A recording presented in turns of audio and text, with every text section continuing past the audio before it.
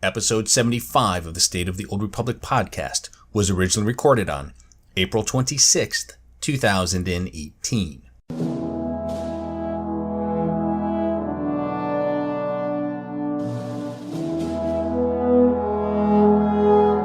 It's the State of the Old Republic podcast.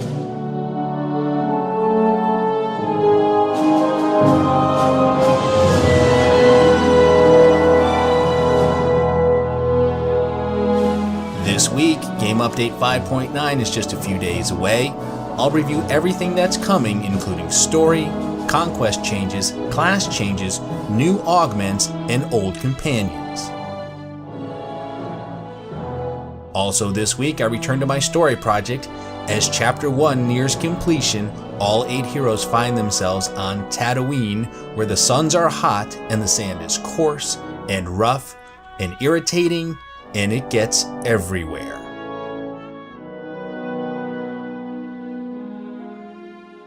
And with that, it's time to make the jump to Lightspeed and check out the State of the Old Republic. Welcome to episode 75 of the State of the Old Republic podcast. I'm your host, Ted, and as you heard in the opening, I have another great show lined up for you today. As always, let's start with some announcements for the Old Republic. May the 4th is right around the corner, and to celebrate Star Wars Day, Swotorista and Kid Lee are teaming up to run some community flashpoints. Join Kid Lee and Swotorista for a night of fun as they invite random players to join them to see the SWOTOR group-only flashpoints in a celebration of the Star Wars community. The event will be held on Friday, May 4th, 2018 at 7 p.m. Pacific Time over at Kid Lee's Twitch site, which is twitch.tv/Kid Lee. If you want to run a flashpoint with them, here's what you need to do. First, you attend the stream. When it's time for them to start a new flashpoint, listen for whatever server they will be on next. They will be rotating through the servers to give everyone a chance. If your server comes up, pay attention to what they say. They will request players who want to join them to type a secret word in chat. Of everyone that enters, 2 players will randomly be selected for each flashpoint. If you win and are on the correct server and are level 15 or higher, they will invite you to their group in-game and run a flashpoint with you on the stream. Now to participate, you must be over the age of 13, level 15 or higher on any server, and present on May 4th, 2018 during the stream in the stream chat. Even if you just want to watch, they will be doing some giveaways during the event. It's going to be a great time to be sure. And congratulations to community manager Eric Musco, who is now officially married, officially a year older, and officially AFK. News and information will probably be a little light while he's gone, although Keith Koenig did pop on the forums to say something about conquest. So with that, let's slice the holonet and get to the news this week. It's time! Game Update 5.9 Anathema Conspiracy is set to go live on May 1st, 2018. I thought it would be the perfect time to review everything that's coming in this game update. We have the story. The Anathema Conspiracy is not only the conclusion to the Iocath Trader story, it's the grand finale of the Knights of Story. The story will be told via a flashpoint, which means it'll have the usual solo, story, veteran, and master modes. Of course, it's going to take place on the planet Anathema, which is starting to heal after the death of Valkorion. BioWare released a few screenshots of the planet, and while I won't say it's pretty, it is green and lush. It's going to be about the same difficulty as Capero. It's not meant to be harder. It's also going to be about the same length as Capero, except for the story part, which will be longer. Charles Boyd said it should take about an hour to get through the story, and that there are cinematics before, during, and after the flashpoint. We know that Lana Beniko is going to be our main companion for this part of the story. There are a lot of people that are excited about this, which is understandable, but keep in mind that after Umbara, Lana was kind of out for blood. When I get my hands on him, he will regret betraying a Sith. Remember, Lana may be a friendly Sith, but she's still a Sith. I'd be a little concerned about having her along on this journey, especially if you're inclined to give Theron the benefit of the doubt, which I think most of us are. Now, you can only run the story once, but you're going to want to keep running the flashpoint over and over again for the sweet loot it has to offer. There's a new armor set, there's new decorations, and there's even a new companion. I believe it's a droid of some kind. The flashpoint is also the source of the schematics needed to craft the new augments. The schematics only drop in master mode, by the way. So just how good are these new augments?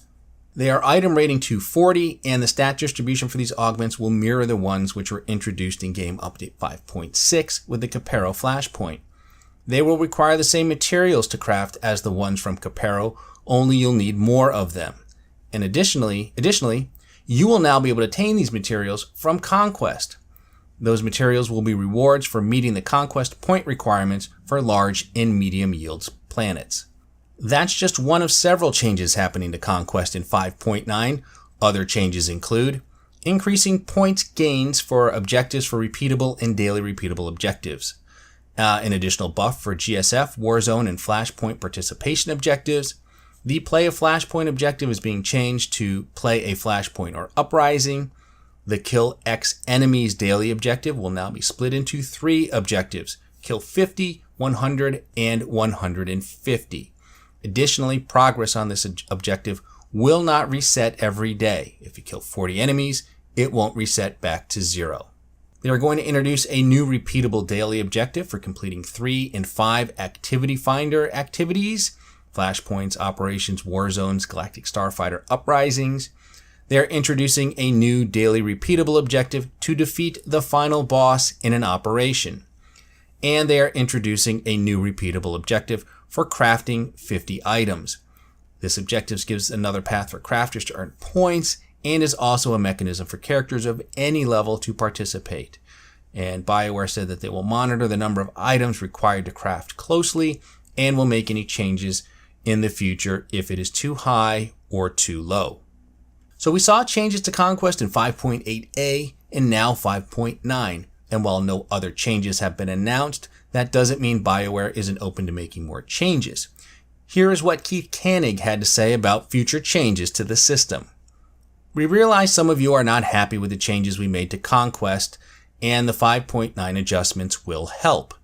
As we all know, Conquests were broken and preventing players from receiving rewards, which caused a lot of unnecessary frustration, extra engineering work, and wasted time for you and customer service. It had to be replaced with a newer and maintainable system. Although it'll take a few updates to get it exactly right, we have not had the same issues with rewards. A lot more guilds are receiving rewards, and there is higher participation overall. However, we also acknowledge that it's more difficult for alternate characters to complete their weekly goals, which some of the changes in 5.9 will address. We will continue to review the data and your feedback to determine if additional adjustments are needed. I'm not sure that gives you any additional insight, but we need to release 5.9 to identify further changes. So, more Conquest changes after 5.9? Maybe, maybe not. There are class balance changes happening in 5.9. Tanks are going to be doing a lot less damage, but their ability to generate threat should be unchanged. Sentinels and Marauders should be more susceptible to crowd control, and various classes will see changes to their utilities that affect damage reduction. Many of these are buffs. There are returning companions. Lieutenant Felix Arreso is coming back for consulars, and Mako and Akavi Spar are returning for bounty hunters and smugglers. And both bounty hunters and smugglers can get both Akavi and Mako. And there is also a new achievement coming that rewards Darth Hexid. Now as 5.9 begins, the big Isaacs event will end. You have until April 30th to defeat Isaacs in veteran mode to earn the Strike Team Defeating Isaacs achievement. If you get this achievement, you'll receive the Bane of Isaacs in-game title, and you'll also receive the Wings of the Dragon mount. Now I have to say, the mount is a little big and bulky for my tastes. It basically looks like you ripped the head off Isaacs and strapped it onto your back. To each his own. One thing that was interesting is that BioWare released a series of pro tips on things you could do to make defeating Isaacs possible. These were all provided by Matt Pusevich, who is the lead designer behind these encounters. Here are the pro tips from Matt on how to defeat Isaacs in veteran mode. Pro tip number 1, have a detailed plan for phase 2. You'll want to break through Isaacs' deflector shield as quickly as possible. The more time that you spend trying to wrangle the coordination required to punch Isaac's shield, the more time you allow for things to fly off the roof. Have a clear plan for exactly what each group member should be taking care of during the shield break portion of this phase. The drones always deploy in the same arrangement relative to Isaac's position on the roof. If Isaac has enough time to deploy 2 waves of hull cutters before his shield is punched, you are taking too long. While you're at it, have a fallback plan for what to do if or when one amplifier is accidentally destroyed. Mind your vectors and keep an eye on the arrow trail indicators that appear when an energy/amplifier drone is about to fire. Step out of the line of beams not aimed at you and try to safely orient beams aimed at you so you're not needlessly hitting others. Damage from carelessly aimed beams can add up deceptively quickly and stress healing. Pro tip number 2, maximize Omni Cannon drama in Phase 3. Watch out for Isaac's super weapon, his Omni Cannon ability. When he is casting this ability, you will want to be on high alert to make sure it doesn't take your group down. You can overload the broadcast tower's infrastructure to drain Isaac's Omni Cannon charge, but you can only drain Isaac's Omni Cannon charge so many times, so make sure you're getting the most out of each cycle. Arrange the overloads as quickly as you can, using the lowest DPS members of your group so that damage output on Isaac's is maximized. Once you have everything in place for an overload, however, hold off on hitting the button for as long as you can. Overloads fully drain Isaac's charge no matter how much he has, so you might as well wait until Isaac's is almost fully charged. In addition to heightening the drama, this gives your group time to sneak in extra damage. Mashing overload buttons immediately may lead to a situation where you've run out of buttons before Isaac's is pushed to the next encounter phase. Pro tip number 3, during the makeshift drone in Phase 4, make the most out of every energy shot and always keep the augment drone charged. Each time an amplifier drone is hit with an energy beam, it refires a beam 1 level stronger. When the augment drone is hit with an energy beam, it gains a stack of power for each level of the beam. Likewise, when Isaac's is hit with an energy beam, he receives a stack of damage vulnerability for each charge level of the beam, and also takes more raw damage from the beam. Make the most out of each energy beam. The augment drone's damage field increases the damage your group does to both Isaac's and the hull cutter swarm, whereas Isaac's damage vulnerability debuff only increases the amount of damage your group does to Isaac's. Therefore, while it is important to try and keep Isaac's damage vulnerability stack count high, always prioritize keeping the augment drone powered. And those are all of Matt's tips. It's really good stuff, and I hope those of you who are on the cusp of victory find something here that pushes you over the hump. Well, it's now time to continue my story project. What I'm attempting to do is play all 8 classes and move them through their class, companion, and planetary stories all at once. The goal is to find a playthrough that works chronologically. I am not going for canon. I've gotten through all of the starter planets and the 2 capital worlds, Drome and Kos and Coruscant. The Empire has also moved close to reclaiming Balmorra, and the Republic is making good progress in their reconstruction efforts on Terrace. And everyone has now visited the seedy underworld of Nar Shaddaa. Before I begin, I want to warn you that I'm going to get into some spoilers and plot points and play some clips. So if you haven't done all of the class stories or other stories that are part of the 1 to 50 experience, this is your cue to exit. For the rest of you, I want to start with a brief recap of the story. Just as a reminder, I'm going to refer to the characters as he or she based on the gender I chose for my characters. Just makes it easier to talk about them. There is absolutely nothing about the story that suggests you must choose a specific gender for a class, although there are certain story moments that you can only experience as male or female, some of them quite good. Here is the story thus far for the Republic. The Jedi Knight is working for General Varsuthra to track down super weapons that were created by the Republic, but have now fallen into the hands of Darth Ongral, an important figure in the Sith Empire. The Jedi Consular is tracking down Jedi Masters suffering from an ancient Sith plague that's been inflicted on them by the mysterious Sith Lord Vivicar. Only the Consular can save these Masters with her shielding technique. The smuggler is on a hunt to find the lost treasure of Nok Drayen. He's not the only one after these riches. A rogue named Skavik is also searching for the treasure, and for a little payback that he owes the smuggler. And finally, the Republic Trooper is on a mission to find the old members of Havoc Squad who have defected to the Empire. Along the way, he is recruiting new members for Havoc Squad. For the Empire, the Sith warrior, who is the apprentice of Darth Barris, is trying to find the Padawan of Nomen Karr, Barris's arch-rival. This Padawan has a unique ability that threatens to destroy everything Darth Barris has built. The Sith Inquisitor is hunting down artifacts that belong to an ancient Sith Lord named Tulak Hord. Lord Zash, who is the Inquisitor's master, needs these artifacts to perform a mysterious ritual. The bounty hunter is on the Great Hunt. She's traveling the galaxy capturing dangerous bounties and taking out her competition. She's also on the lookout for Terrell Blood, a Mandalorian competitor who will stop at nothing to win the Great Hunt. Finally, the Imperial agent is tracking down the Eagle, a terrorist suspected of assassinating Dark Council member Darth Jadis. Cypher 9 has dismantled much of the Eagle's network, but the terrorist still remains at large. That's the story thus far. Our heroes now head to the fabled desert planet, known for its twin suns, Tatooine.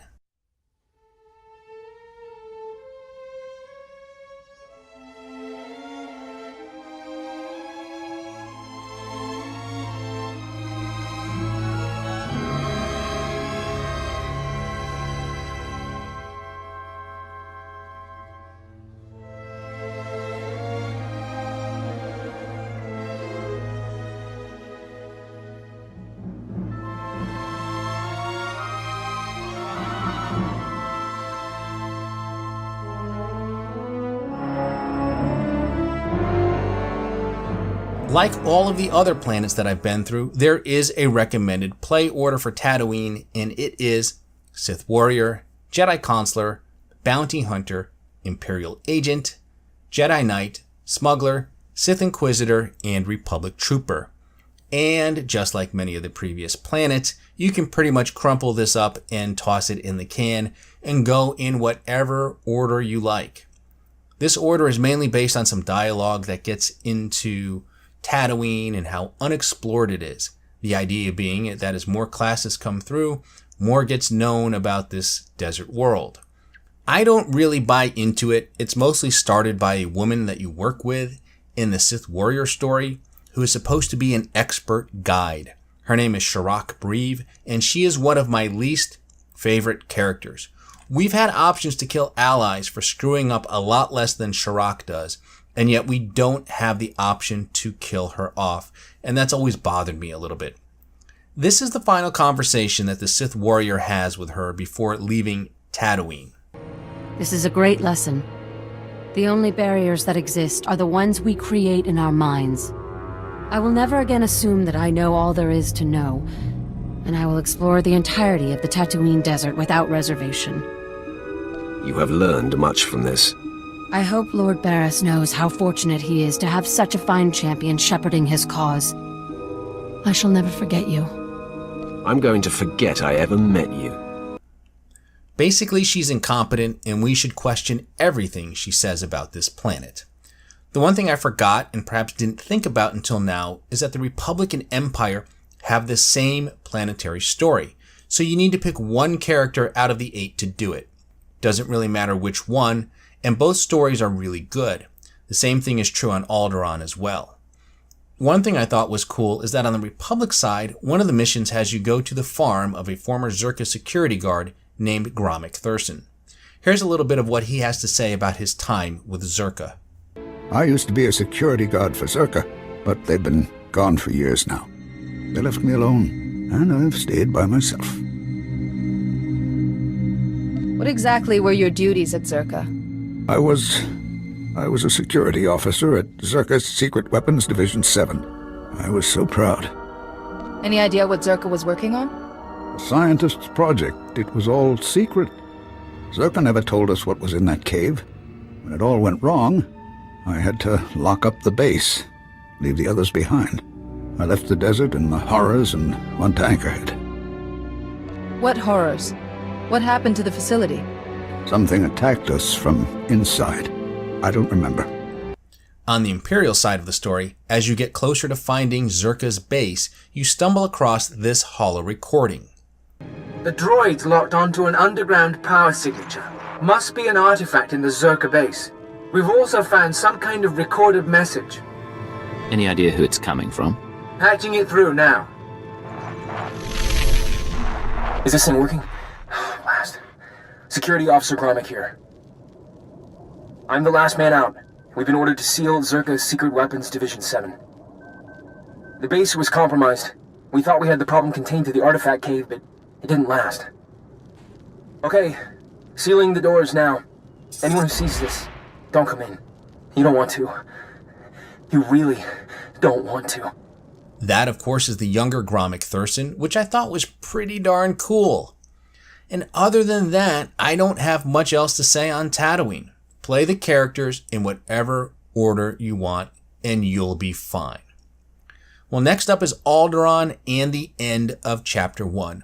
And I think once we get into Chapter 2, we'll have to pay a lot more attention to who goes what, where, and when. So that's about all I have for today. Another short show for you, which means I'm not doing a good job of coming up with topics lately. That said, if there's anything you would like me to talk about or cover on the show, let me know. I promise to research the crap out of it, ask questions, and deliver my thoughts and opinions. Well, that's going to do it for today. Let me cut in the sublight engines and cue the music and congratulate you on surviving, another 20 minutes listening to episode 75 of the State of the Old Republic podcast. I'm your host, Ted, and I thank you for tuning in. You can find this podcast on iTunes, Stitcher, Google Play, YouTube, and Buzzsprout. You can also listen to the show directly from the show site, which is sotorpodcast.com. And there is an RSS feed where you can subscribe to the podcast directly. If you have a question for the show, you can email me at sotorpodcast@gmail.com. You can also tweet your questions to @sotorpodcast or send me a direct message, and be sure to follow me on Twitter to get the latest information on the show. Look for episode 76, probably on or around May 3rd, maybe May 4th. Until then, remember the Sith code: take is a lie.